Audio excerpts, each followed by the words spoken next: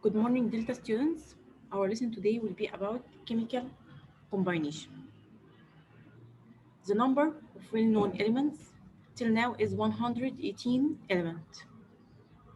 We can classify these elements according to their properties and the electronic configuration, or the number of outermost level electrons, to metals, non-metals, and noble gases.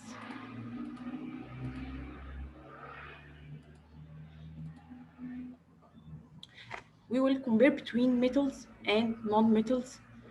Firstly, metals, their outermost level, contain less than 4 electrons, 1, 2, or 3 electrons.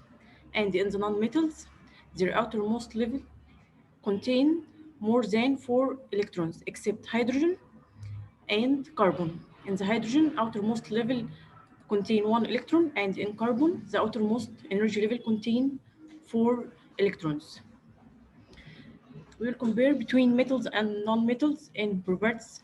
Firstly, in the metals, they have metallic luster, or they are shiny. In non-metals, they don't have luster, or they not shiny.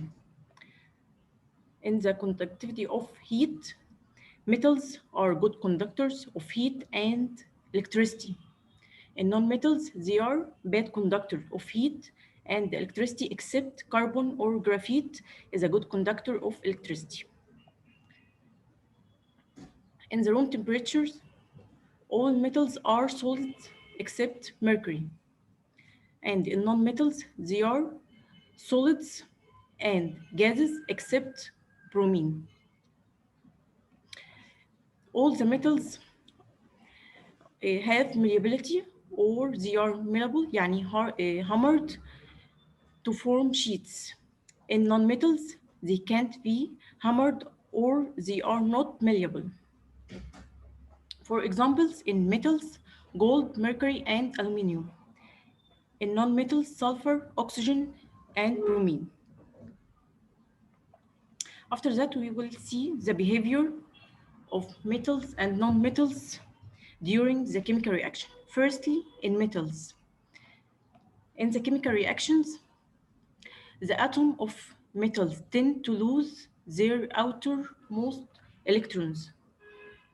And to في الحتة دي ممكن يجي لي give reason. Atoms of metals tend to lose their outer electrons. هيبقى الانسر عندي to complete the outermost energy level with electrons. Okay, after they lose their outermost energy level, the atom become a positive ion. ليه بقى هي بتكون positive ion?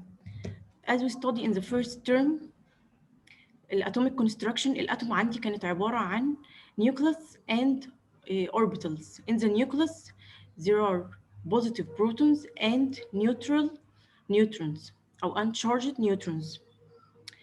And there are negative electrons. The atom electrically neutral or uncharged because the number of positive protons equal to the number of negative electrons. During the chemical reaction, the metals lose their outer electrons to complete their outer level, so the number of protons become more than the number of negative electrons. So the atom converts into a positive ion. So the meaning of positive ion, or the definition of positive ion, it's an atom that loses an electron or more during the chemical reaction. عندنا بعد كده examples for the positive ion. Firstly, magnesium. Atomic number for the magnesium 12. لما اجي اعمل المغنيسيوم electronic configuration عندي 3 energy levels K, L, M. ال K filled with 2 electrons, M with 8 electrons, L with 8 electrons, and M with 2 electrons. During chemical reaction, magnesium lose 2 electrons and change into positive magnesium ion. هلاقي عندي هنا ان number of energy level become 2 energy levels. A number of electrons become 10 instead of 12. A number of proton 12, number of neutrons 12. Another example, in aluminium, الاتوميك نمبر الالومنيوم 13. الكونفيجريشن عندي هيكون 2 8 3. So the aluminium tend to lose the 3 electrons on the outer level and become a positive aluminium ion. هلاقي عندي هنا في المغنيسيوم او الالومنيوم في positive charge عليها number of charges. النمبر ده بيكون equal to number of lost electrons. يعني في المغنيسيوم lose 2 electrons، هلاقي عندي المغنيسيوم فيه charge Mg positive 2. in aluminium الالومنيوم lose 2 electrons 3 electrons، هلاقي الالومنيوم carried positive 3 charge.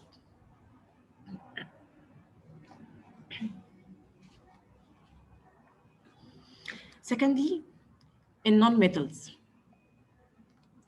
في non-metals أنا قلت إن outermost energy level contain more than 4 electrons. طيب البيهيفير عندي للnon-metals during chemical reaction. الatoms of non-metals tend to gain electrons. طيب give reason ليه gain electrons to fill their outer most energy level with electrons and become stable. So they change into negative ion. طب ليه بتكون نيجاتيف ايون؟ لان عندي النمبر of negative electron become more than a number of positive protons. لان عندي non metal gain electrons, so the number of negative electrons become more than the number of positive protons. عندي هنا definition to the negative ion. It's an atom gained an electron or more during the chemical reaction. For example, in chlorine, atomic number for chlorine is 17. Chlorine need 1 electron to complete its outermost energy level. لما اجي اعمل configuration للكلورين هيكون 2 8 7. The outer energy level need 1 electron. So the chlorine gains 1 electrons and change into negative chlorine ion. هلاقي عندي هنا التشارج للكلورين 1 negative charge and the number of electrons become 18 and number of protons 17 and neutron 18. Another example in oxygen, the atomic number for oxygen 8. So the configuration will be 2 and 6. Oxygen need 2 more electrons to complete its outer energy levels. عندي after gaining 2 electrons, the oxygen become a negative oxygen ion 2 and the outer energy level become 8 electrons instead of 6. And oxygen electron number become 10 electrons.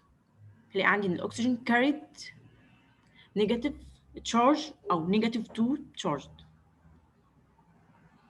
طيب ايه الفرق عندي بقى between a neutral atom او ال ordinary atom and the ion. In the atom the charge بتكون neutral in ordinary states. طيب في الايون بيكون charged سواء كان positive ion or negative ion. الاتوم النمبر of electrons بيكون equal to the number of protons. في الايون number of electrons is more than or less than the number of protons. كمان عندي في الاتوم outermost energy level not filled with electrons. على عكس الايون outer energy level is completely filled with electrons. The third type of elements as we studied before noble or inert gas. احنا خدنا عليهم example قبل كده في الترم الاولاني. النوبل جازز بيكونوا الهيليوم، نيون، ارجون، كريبتون، زينون and رادون. الاوترموست ليفل للانرت جاز بيكون completely filled with electrons.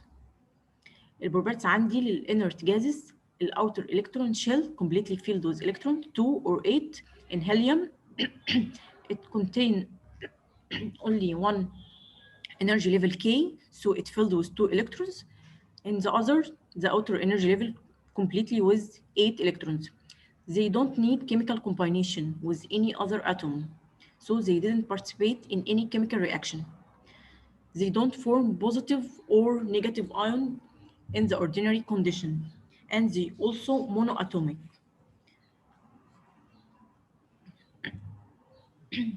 For example الهيليوم لو جيت اعمل له electronic configuration، الهيليوم عندي الاتوميك نمبر ليه 2، so the K energy level will fill those 2 electrons. In neon it's 10 electrons. عندي الانرجي ليفل K and L completely filled with electrons. In argon الاتوميك نمبر ليه 18، يكون عندي 3 energy level K, L and M completely filled with electron 288. After that we will take the type of chemical combination chemical bond. عندي two types of chemical bond هندرسهم السنة دي إن شاء الله. The first ionic bond, the second covalent bond. In ionic bond it happens between metal and non-metal. احنا قلنا إن الميتال tend to lose electron and become a positive ion, and in non-metal it tend to gain electrons and become a negative ion. هنشوف دلوقتي what is the meaning of ionic bond. Firstly, ionic bond بيكون فيها combination between metal and non-metal atoms.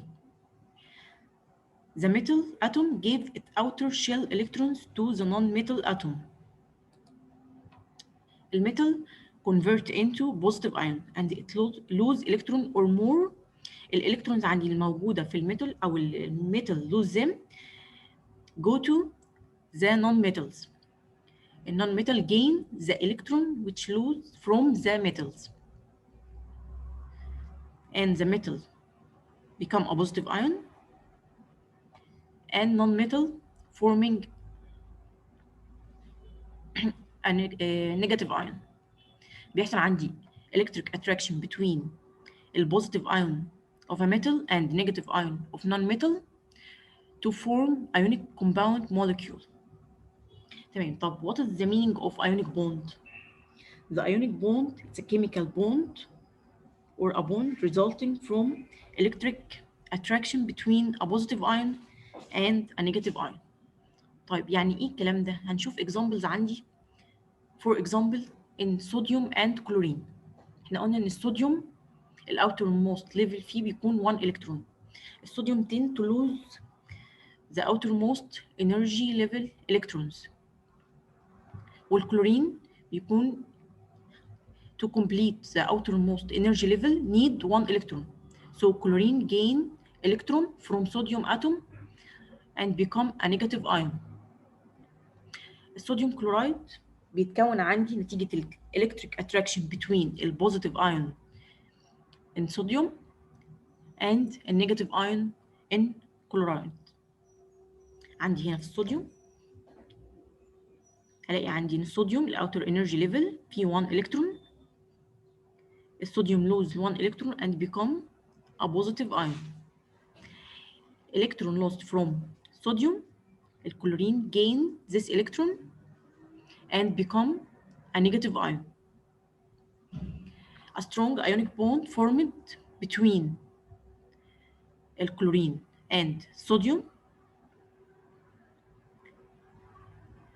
forming the ionic molecule sodium chloride. هلاقي عندي هنا ان البوزيتيف ion في الصوديوم and negative ion in chlorine بيحصل ما بينهم electric attraction، بيكون عندي الصوديوم كلورايد او التيبل سولت. Okay, another example. The formation of magnesium oxide. Magnesium atom الatomic number عندي المغنيسيوم 12. المغنيسيوم عنده 2 electrons in the outer energy level. So magnesium lose the 2 electrons and become a positive magnesium ion. In oxygen, oxygen need 2 electrons to complete its outer level. So oxygen gain 2 electrons which are lost by magnesium atom and change into a negative ion or negative oxygen ion.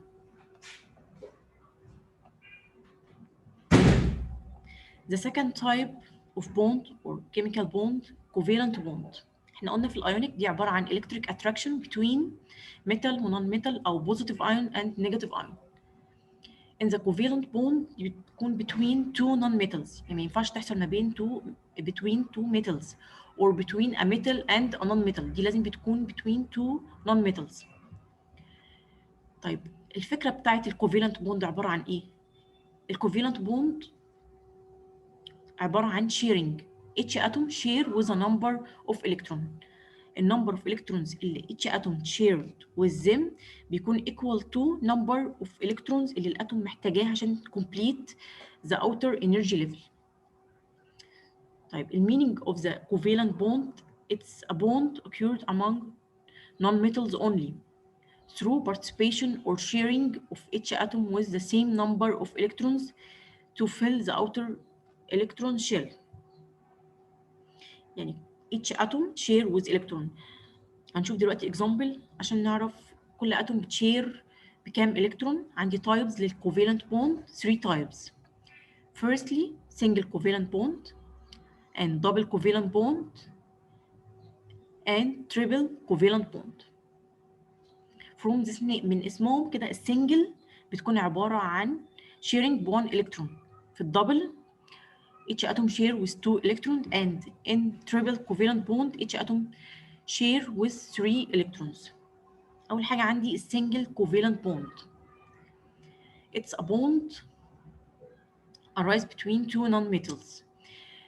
Each atom share the other atom with 1 electron. عندي هنا يبقى كل atom share with 1 electron. For example, زي الهيدروجين molecule. The outer energy level in hydrogen contain 1 electron. Each electron atom will share with this electron.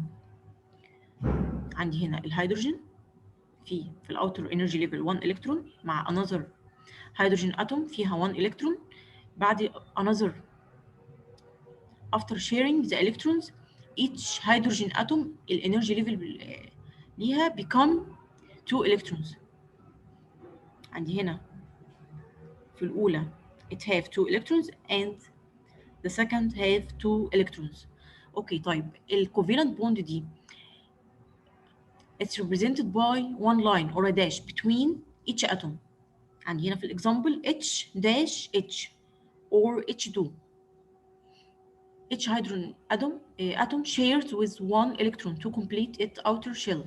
The K shell with 2 electrons and become more stable. In the double covalent bond, each atom shares with 2 electrons. It's bond which arises between two non-metal atoms, where each atom shares the other atom with 2 electrons. For single and represented with 1 dash. In the double covalent bond, represented by 2 lines or 2 dashes joining the 2 atoms. For example, in oxygen molecule. The oxygen needs 2 electrons to complete its outer energy level. يبقى each oxygen will share with 2 electrons to form the oxygen molecule. عندي هنا oxygen double bond oxygen or O2. Finally, the triple covalent bond. في التريبل each atom share with 3 electrons. طب هي عبارة عن ايه triple covalent bond? It's a bond which arises between two non-metals where each atom share the other atom with 3 electrons. بعبر عنها برضو ب 3 dashes or 3 lines join the 2 atoms. For example, in nitrogen. عندي النيتروجين الatomic number ليه 7. Nitrogen needs 3 electrons to complete its outer shell. Combination between 2 nitrogen atom هينتج عني النيتروجين molecule. N triple bond N or N2.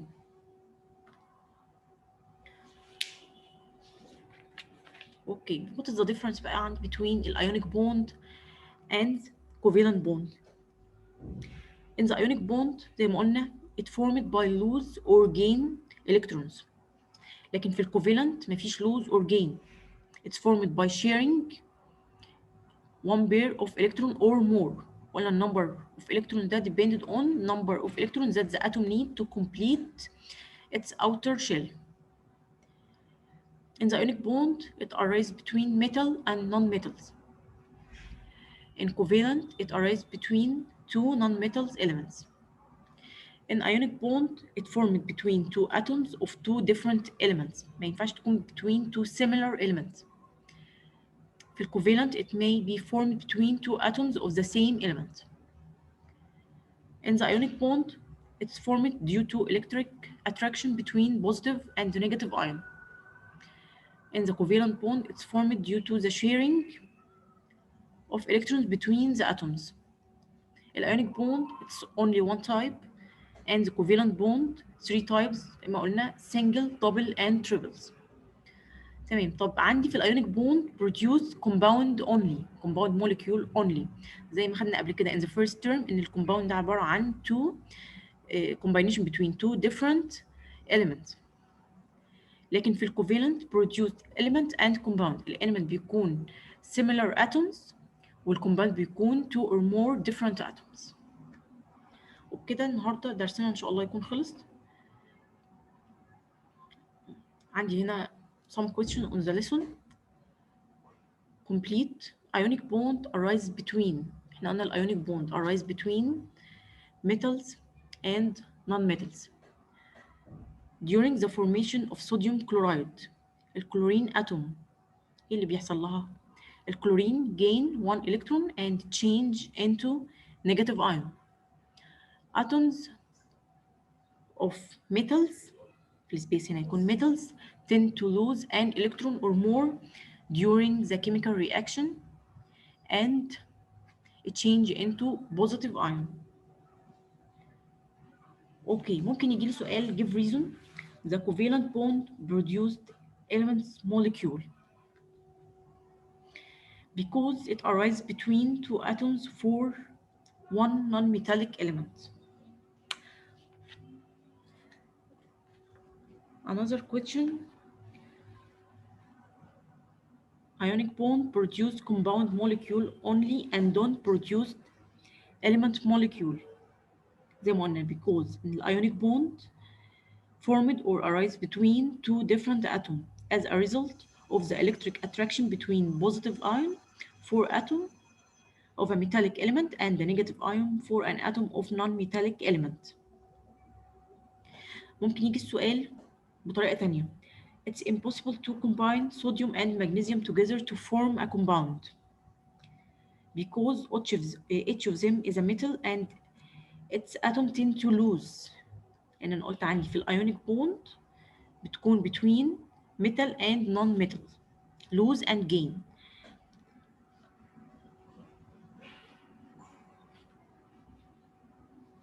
ممكن يجي لي سؤال give reason both of sodium ion and oxygen ion have the same number of electrons.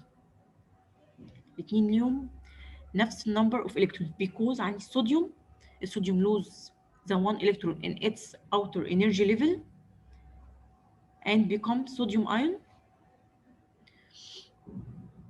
الصوديوم ion contain 10 electrons while oxygen ion الأكسجين gain 2 electrons and change into oxygen negative ion. In the oxygen it contain also 10 electrons.